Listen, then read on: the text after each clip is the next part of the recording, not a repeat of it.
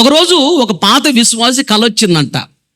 కలలో పాస్టర్ గారు వాళ్ళ బీరువా తాళాలు తీసి బీరువా ఓపెన్ చేసి బీరువాలు అంత గమనిస్తూ ఉన్నాడంట.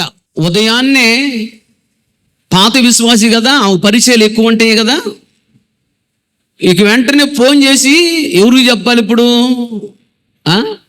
పాస్టర్ గారే చెప్పాలి. చెప్పదు.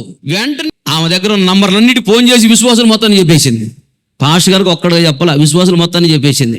ఏమని?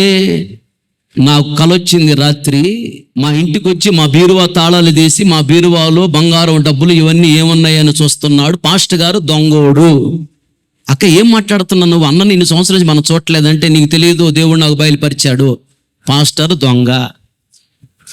ఇంటికి వచ్చినప్పుడు జాగ్రత్తగా ఉండండి అని చాలా మంది విశ్వాసులు చెప్పేసిందాన్ని. ఇక అక్కడ నుండి ఏ ఇంటికి విజిటింగ్కి వెళ్ళినా రాగానే ఇంట్లో అన్న ప్రైజ్లాడిన లోపల రండి అని అనేవాళ్ళు. ఆగండి అన్న కాసేపు అంటున్నారు ఇంటికి బాగుంది విజిటింగ్కి.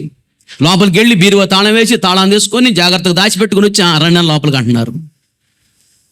ఆయనకేం అర్థం కాలే. ఎప్పుడు నన్ను బయట నిలబెట్టలేదు, ఇప్పుడు నిలబెడుతున్నారు ఏంటి అనుకున్నాడంట. ఒకరోజు ఒక విశ్వాసం ఫోన్ చేసిందంట. అన్నా విశ్వాసం నీ గురించి ఇలా చెప్పుకుంటున్నారు అన్నా అని. అదేంటమ్మా? నేను దొంగతనం చేయటం ఏంటమ్మా? నేను దొంగనేంటమ్మా? నేనంటే దొంగతనం చేస్తాను, దైవసేవకుడు కదమ్మా, ఏం మాట్లాడుతున్నారమ్మా? ఎవరమ్మా అంటే పలానా పాత విశ్వాసికి కల వచ్చిందంటన్నా, ఇక మీరు దొంగని సంఘం మొత్తాన్ని చెప్పేసిందన్నా, విశ్వాసులందరూ రకరకాలుగా అనుకుంటున్నారన్నా, అందుకని మీరు విజిటింగ్కి వెళ్ళంగానే తాళాలు వేసి లోపల రమ్మంటున్నారంటే బీరువాకి అనగానే ఆయన కన్నీళ్లు పెట్టుకొని బాధపడి ఏడ్చి ప్రార్థన చేశాడంట. ఏంటి ప్రభువా అని. దేవుడు దయవల్ల ఆమెకి ఇక చూసుకో టైఫాయిడ్, మలేరియా, పచ్చకామెరల మొత్తం 3 కలిసి వచ్చినాయి. ఎంత ప్రార్థన చేసిన తగ్గట్లా, ఏ హాస్పిటల్కి పోయినా తగ్గట్లా, మొత్తం మీద 2 నెలలు హాస్పిటల్ అని తిరిగింది, 2 లక్షలు అయిపోయినాయి. ఆయన ఏడుస్తూ ప్రార్థన చేసుకుంటూ ఉన్నాడు ఏమనలేక. సావుకు సిద్ధమైంది. ప్రభు అన్నాడు ఇంటికి వెళ్ళి ఆవిడకి చెప్పి గద్దించి ప్రార్థన చేసిరా పో అన్నాడు. అప్పుడు వెళ్ళాడు. ఇక అయిపోయింది నీ టైం అన్నాడంట ప్రభు. అనగానే ప్రభువా పిల్లలకు పెళ్ళిళ్ళు కాలేదయ్యా, నలుగు క్షమించయ్యా, నేను ఉండాలయ్యా, ఆయుష్ నువ్వు అయినా ఏడుస్తుందంట. అప్పుడు ప్రభు అన్నాడంట, నేను నీకు ఇచ్చిన కళ వేరు, నన్ను అపార్థం చేసుకొని పాస్టర్ గారి గురించి బహు చెడ్డగా నువ్వు చెప్తున్నావు, అందుకే నీకు ఈ శాపం, సర్దుకో, సంఘాన్ని మొత్తం చెడగొడుతున్నావు అన్నాడు. నీకు కళ అర్థం కానప్పుడు పాస్టర్ గారిని అడిగితే చెప్తాడు.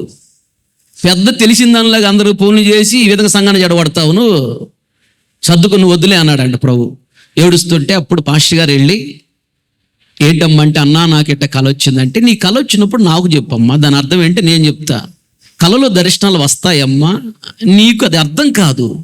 దేవునితో నడుస్తూ ఉన్నప్పుడు, వివేచన జ్ఞానం ఉన్నప్పుడు, బైబుల్ నాలెడ్జ్ ఉన్నప్పుడే దేవుడు క్లియర్గా అర్థమయ్యేటట్టు చెప్తాడు. దాని అర్థం ఏంటి తెలుసా? దైవజనుడు ఇంటికి వచ్చాడు అంటే దేవుడు నీ ఇంటికి వచ్చాడు, గుర్తుపెట్టుకో అంతే. దైవజనుడు వచ్చి నీ బీరువా ఓపెన్ చేసి వస్తున్నాడు అంటే అర్థం ఏంటి తెలుసా? బీరు అంటే నీ హృదయము, దైవజనుడు అంటే యేసయ్య. యేసయ్య నీ ఇంటికి వచ్చి బీరువా తీశాడు అంటే నీ హృదయం ఓపెన్ చేసి నీ హృదయంలో భక్తి ఉందా లేదా అని చూస్తున్నాడు. బట్టలు చూస్తున్నాడు అంటే నీ స్వభావం ఎలా ఉందని చూస్తున్నాడు. బంగారం చూస్తున్నాడంటే నీలో దైవ లక్షణాలు ఏమైనా ఉన్నాయని చూస్తున్నాడు. డబ్బులు చూస్తున్నాడంటే నీ హృదయంలో సాతాను శక్తుల మీద అధికారం ఇచ్చాను కదా, అధికారం ఉందా లేదని చూస్తున్నాడు. తొందరపడగాక, దాని అర్థాలు వేరుగా ఉంటాయి. కొన్ని సందర్భాల్లో నువ్వు మనసులో అనుకుంటా ఉంటే నీకు అదే వచ్చింది. కొన్ని సందర్భాల్లో సాతాను కూడా పెడతాడు. సంఘానికి దూరం చేయాలి, సేవకులకు దూరం చేయాలి, మందిరానికి దూరం చేయాలి, దేవునికి దూరం చేయాలి, పరలోకానికి దూరం చేయాలి, కృపకు దూరం చేయాలని సాతాను కూడా పెడతాడు. సాతాను అంటే చాలా తక్కువ అంచనేగాక, డైరెక్ట్గా రోజు దేవునితో సహవాసం చేస్తూ డైరెక్ట్గా అవ్వ ఆదా భుజాల మీద చేతులు వేసుకొని తిరిగేవాడంట తండ్రి. అంత దగ్గర సంబంధం ఉన్నటువంటి ఆదాం అవనే మోసం చేసాడంటే ఈ సాతాను గాడు మామూలుడా.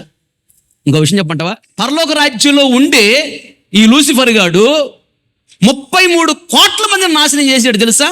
పాపంలో పడేశాడు, మొత్తాన్ని బయట నెట్టేశాడు దేవుడు. దేవుడికి తెలియదా? తెలుసు, మౌనంగా ఉన్నాడు. ఆ బ్యాచ్ ఎంతమంది ఉన్నారో చూడండి, వాడు మాటలు ఎంతమంది ఉంటారో చూడండి, ఆ మొత్తాన్ని చూసి ఒకసారి బయటకు నెట్టేద్దాంలేని మౌనంగా ఉన్నాడు. లూసిఫర్ గాడికి గర్వం వచ్చింది. వాడు 33 కోట్ల మందిని నాశనం చేశాడు, మొత్తాన్ని చెప్పాడు. ఆయన అధికారం ఉండటం ఏంటి, ఆయన కింద మనం ఉండటం ఏంటి, మనకు కూడా శక్తి ఉంది కదా, మనకు కూడా బలం ఇచ్చాడు కదా, ఆయన దగ్గర మనం ఉండేది ఏంటి అని మొత్తాన్ని 33 కోట్ల మంది చెడగొట్టాడు. తెలుసు ఏం జరుగుతుందో. ఆయన తెలియదా అంటే తెలుసు. ఆ పనికి మాలిన బ్యాచ్ ఎంతమంది ఉందో చూద్దాం అని మౌనంగా ఉన్నాడు. 33 కోట్ల మంది దాకా పోయారు, తేలేరు బయటికి, మొత్తం నెట్టేసాడు బయట. దేవుని దగ్గర పరలోకంలో ఉండే పాపం చేశారంటే వీళ్ళు, సైతాన్ గారు. కనుక అంత్య దినాలలో కలలు, దర్శనములు, స్వప్నములు వస్తాయి. నిన్ను ఆదరించడానికి, నిన్ను ఓదార్చడానికి, నిన్ను బలపరచడానికి, నిన్ను తృప్తిపరచడానికి, నిన్ను సేద తెచ్చడానికి, నిన్ను హెచ్చరించడానికి, నిన్ను ఎంకరేజ్ చేయడానికి, ప్రోత్సహించడానికి. కానీ వివేచన జ్ఞానం ఉండాలి. మనోనేత్రములు చక్కగా వెలిగించబడ ప్రతిరోజు ప్రార్థనలో నా మనోనేత్రం చక్కగా వెలిగించబడమని ప్రార్థన చేసుకోవాలి.